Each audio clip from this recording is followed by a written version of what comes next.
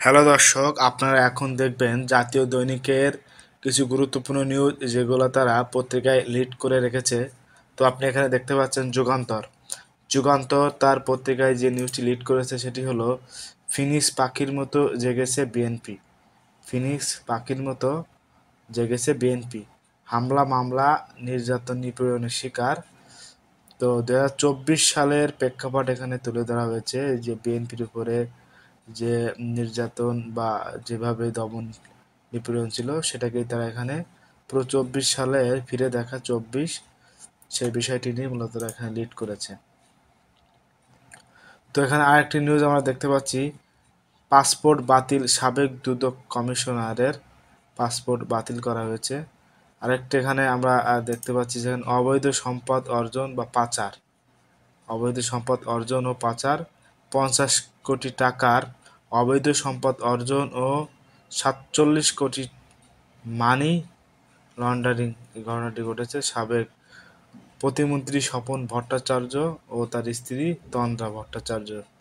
এরা দুইজনই মূলত এই অপকর্মগুলো করেছে।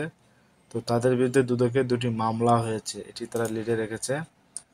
এরপরে আমরা এখানে দেখতে পাচ্ছি ঘুমের ওষুধ খাইয়ে সবার গলা কেটেছিল ইরফান। আপনারা জানেন যে কার্গো জাহাজে 7 জনের খুনের ঘটনা ঘটেছে। তো সেখানে মাস্টার মাইন্ড তার স্বীকারোক্তি দিয়েছে, ঘুমের ওষুধ খাইয়ে সবার গলা কেটেছিল ইরফান। এটা একটি হৃদয় বিদারক ঘটনা এবং সারা দেশে এটা চাঞ্চল্য সৃষ্টি হয়েছে। Lead news. এরপর আমরা দেখব যে ইত্তেফাক। ইত্তেফাক তারা যে নিউজটি লিডে রেখেছে সেটি হলো সীমান্তে আরাকান আর্মি বাড়ছে নিরাপত্তার ঝুঁকি। আমরা জানেন যে সীমান্তে মোটামুটি বেশ কয়েকদিন ধরেই একটি উত্তেজনাকর পরিবেশ তৈরি হয়েছে।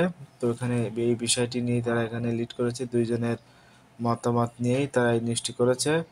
এরপরে লিখেছে বিচার বিভাগের পৃথক সচিবালয় হচ্ছে, এটি তারা নিউজ করেছে। আর আপনারা জানেন যে, তো এরপরে আমরা যেটি দেখব সেটি হলো ওই জাহাজের 7 খুনের ঘটনায় মূলত এখানে প্রত্যেক পত্রিকায় প্রায় লিড করেছে, কারণ বেতন ভাতা নিয়ে ক্ষোভ থেকে 7 সহকর্মীকে একাই খুন করেন ইরফান।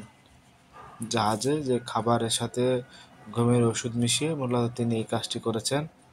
এবার উপদেষ্টা আসিফ একটি বক্তব্য আমরা দেখতে পাচ্ছি, শুধু নির্বাচনের জন্য শুধু নির্বাচনের জন্যই কিন্তু এই আন্দোলন হয় নাই, তিনি এটা বলতে চাইছেন, শুধু নির্বাচনের জন্য আন্দোলন এত মানুষ জীবন দেয়নি।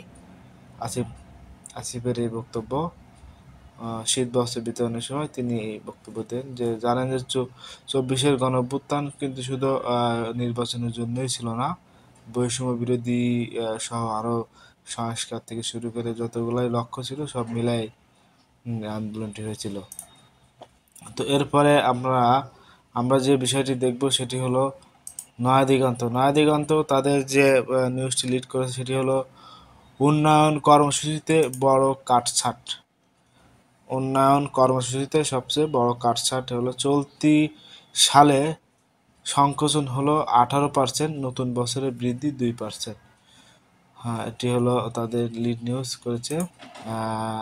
লিড করেছে বিচার বিভাগ পৃথকীকরণ ও পৃথক সচিবালয় গঠনে অগ্রগতি নেই।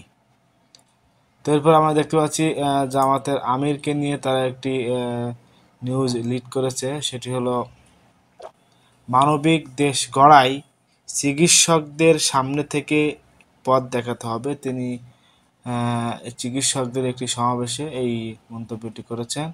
এরপরে আপনারা দেখতে পাচ্ছেন আফগানিস্তানে পাকিস্তানের বিমান হামলায় ঘটনা ঘটেছে, সেখানে নিহত হয়েছে 46 জন। তো এই ছিল নয়াদিগন্তের লিড নিউজ। এখানে আরেকটি নিউজ আমরা দেখতে পাচ্ছি, বিএনপির বিএনপির চেয়ারপারসন বেগম খালেদা জিয়া, তার একটা নিউজ, খালেদা জিয়াকে যুক্তরাষ্ট্রে নেওয়ার প্রস্তুতি চলছে। মোটামুটি চিকিৎসার জন্য মূলত তিনি যুক্তরাষ্ট্রে যাচ্ছেন, এই নিউজটি তারা লিড করেছে। এরপর আমরা দেখবো যাই দিন পত্রিকায় তারা যে নিউজটি লিড করেছে সেটি হলো গরিবের ভাতের থালায় টান। জানেন যে যে অবস্থা দেশে এখন অর্থনৈতিক, তো গরিবের ভাতের থালায় টান। তো এখানে তারা একটি লাগামহীন মুদ্রাস্ফীতি কয়েক মাস আগেও নিম্ন আয়ের মানুষ কেজি প্রতি 58 থেকে 60 টাকা যে লাল আমন চাল কিনেছেন তা এখন 69 থেকে 70 টাকা কিনতে হচ্ছে। মাঝারি মানের বিড়ি 28 চালের কেজি এখন 62 টাকা। এটি মূলত একটি দেশের যে চাউলের বাজারে যে বর্তমান অবস্থা সেই বিষয়ে তারা এখানে তুলে ধরেছে। এরপরে আরেকটি নিউজ আমরা দেখতে পাচ্ছি লিডে, সেটি হলো সচিবালয় কেন্দ্রিক কমিশনের ভাবনায় ষড়যন্ত্র দেখছে প্রশাসন ক্যাডাররা, লিডে রেখেছে। এরপরে আমরা দেখতে পাচ্ছি যে জাহাজে যে 7 খুনের ঘটনা ঘটেছে সেখানে মাস্টার মাইন্ড একাই ছিল ইরফান, তো এই নিউজটা তারা এখানে লিডে রেখেছে।